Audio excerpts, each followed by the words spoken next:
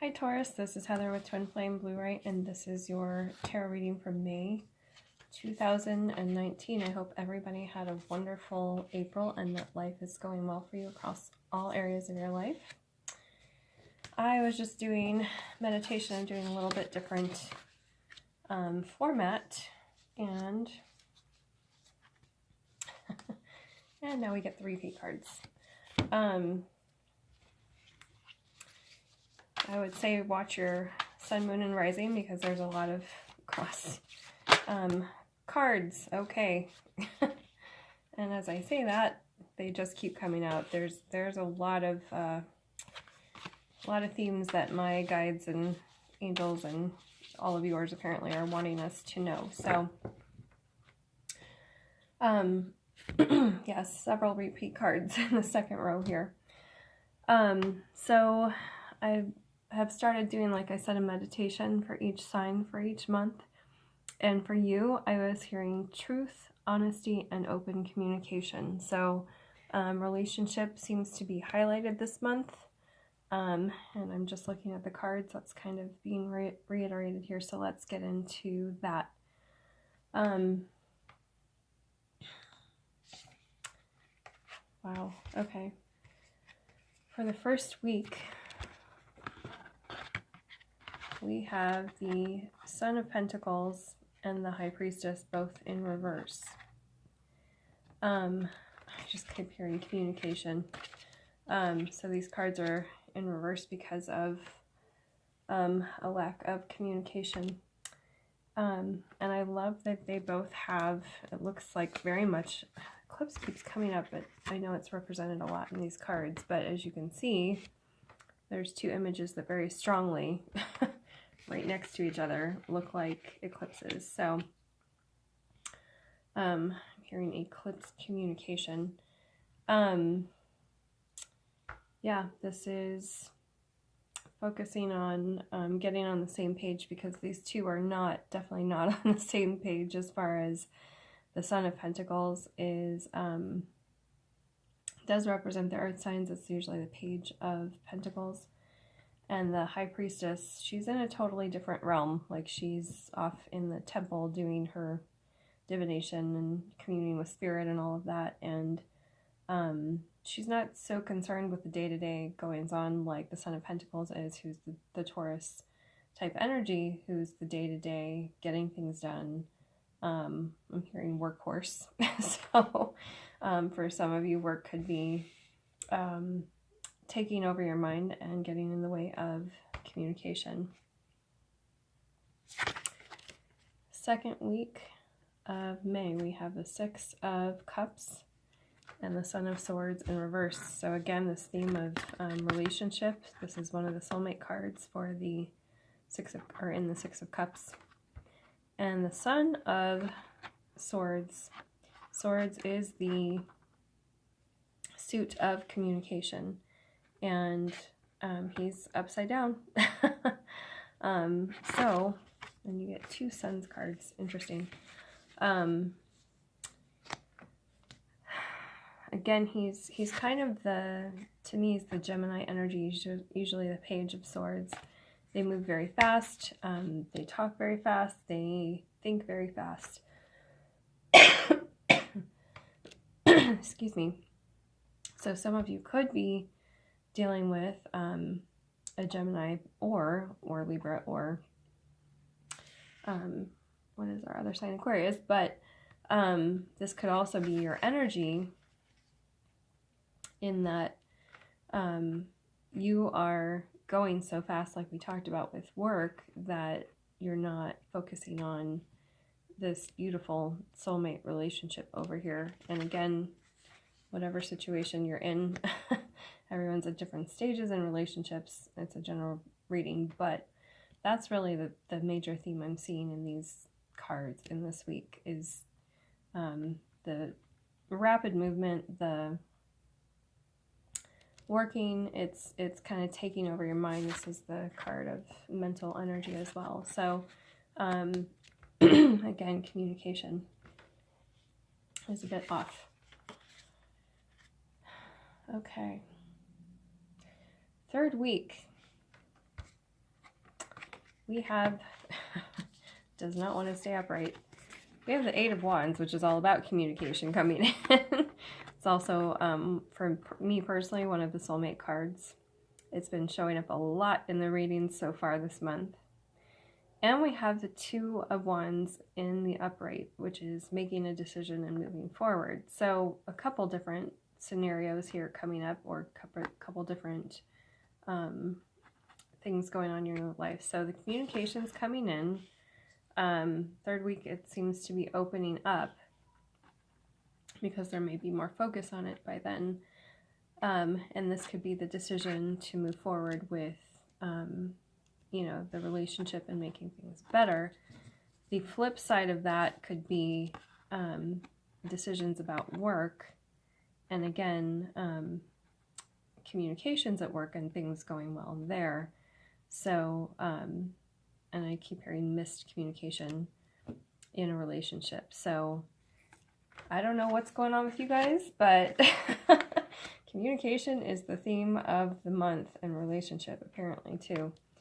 And I do know that Saturn and Jupiter both are going retrograde, have gone retrograde by the time these will come out. So there's a lot of, I don't know in your chart, you'd have to watch the astrology reports to see or look up where those are in your chart as Taurians, or look up in your personal chart where those are, because apparently for the Taurus, it's definitely affecting your house of communication. So in the fourth week, work. Eight of Pentacles, Two of Cups in reverse. So the theme continues. You guys are working away. This is the card, the Eight of Pentacles, this card of day-to-day work. It's a very Taurian card. Go to work, pound out the pentacles. Same thing every day, diligent about work. And this Two of Cups, another one of the soulmate cards, is in reverse. So yeah, this is definitely something to the relationship itself, something to pay attention to, because someone out there is working away, and the communication is just, and the care that's being put into a relationship for some of you is, and again, watch your sun, moon, and rising to get a more complete picture for yourself. But the big message for a lot of Taurians out there right now is don't let the work overtake you, because I do see for some this relationship kind of falling, unfortunately, by the wayside, and somebody feeling neglected.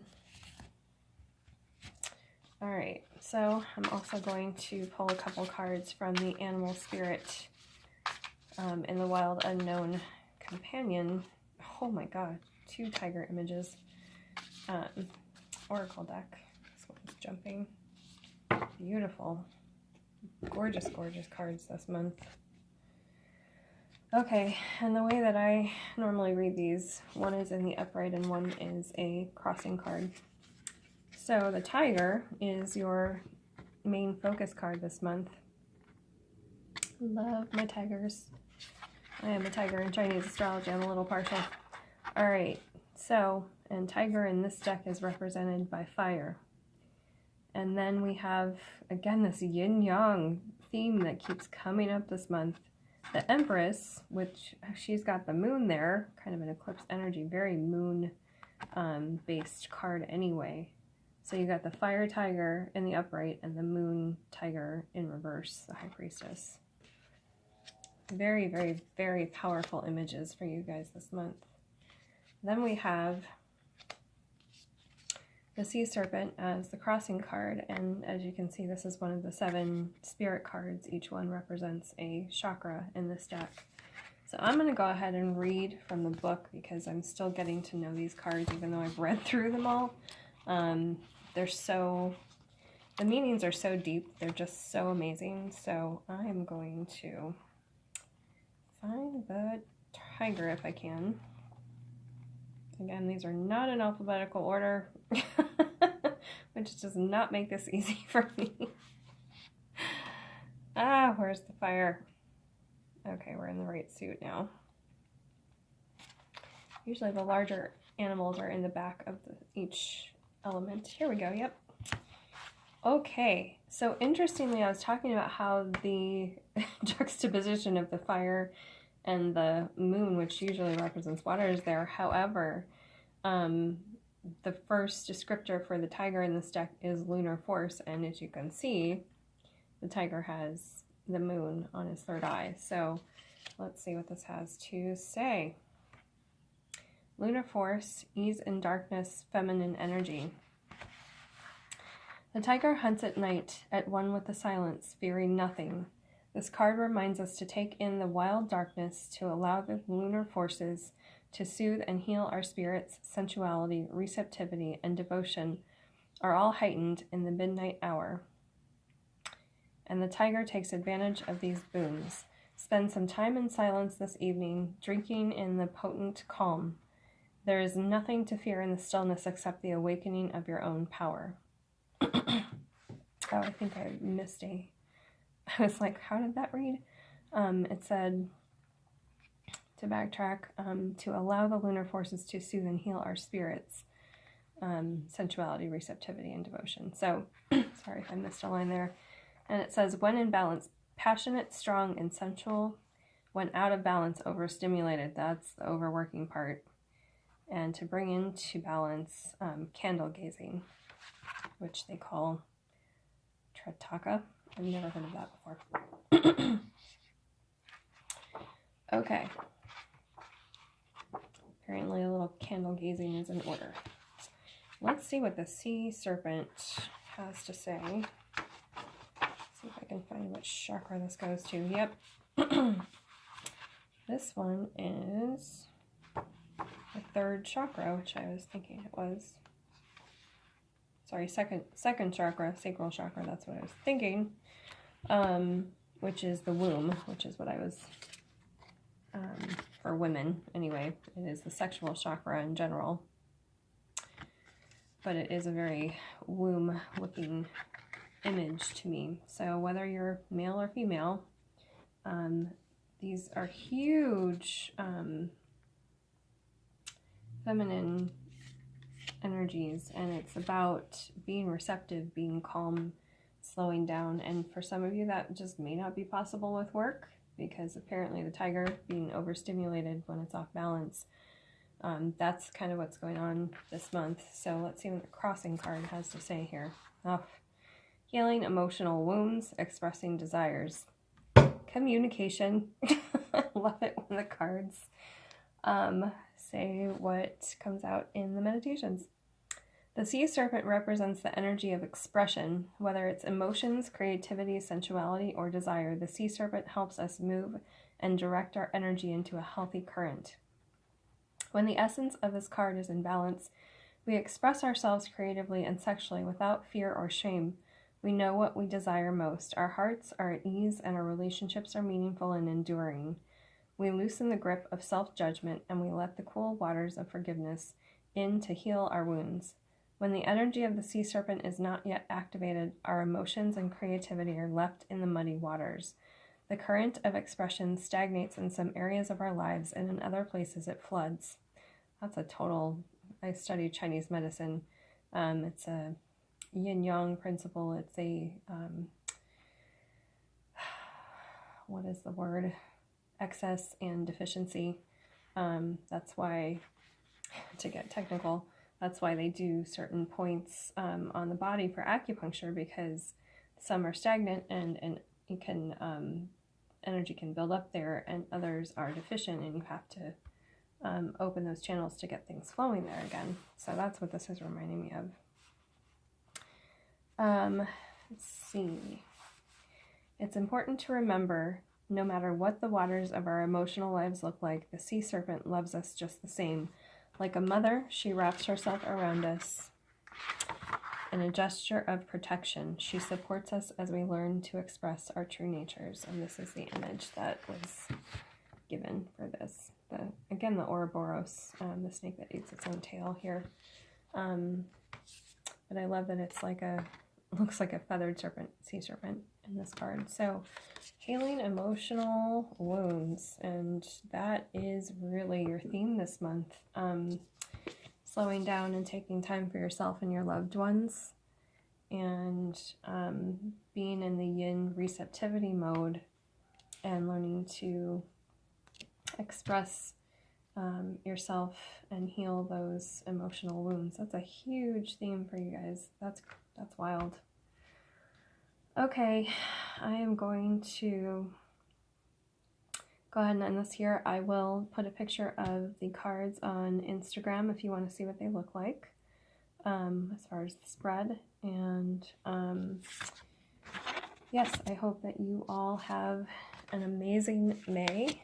And what was I going to say? Oh yes, if you would like a private reading or any other information about the channel, that is in the description. And in the About page on my channel, I think I've listed all the prices as well for readings. I should copy paste that. I'm still learning about this whole technical online stuff. So anyway, I hope that you have a beautiful month, and I will talk to you next month. Bye, Taurus.